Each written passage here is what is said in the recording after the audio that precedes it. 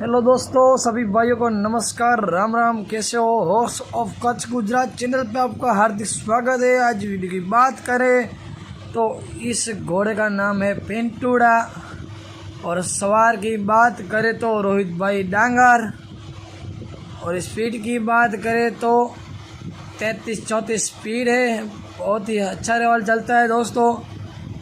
और दोस्तों ये घोड़ा है आधोई कच्छ का। और दोस्तों मेरा ये वीडियो आपको पसंद आए तो मेरी YouTube चैनल को आप लाइक कीजिए, शेयर कीजिए और सब्सक्राइब कीजिए।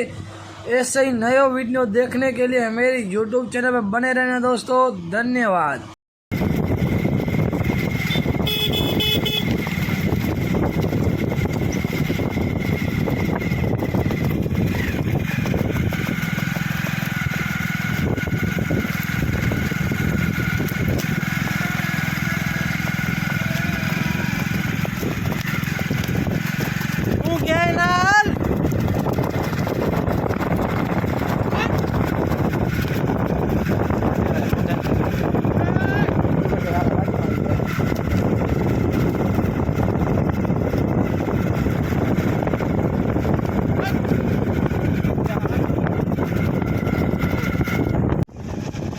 हाले हाले हाले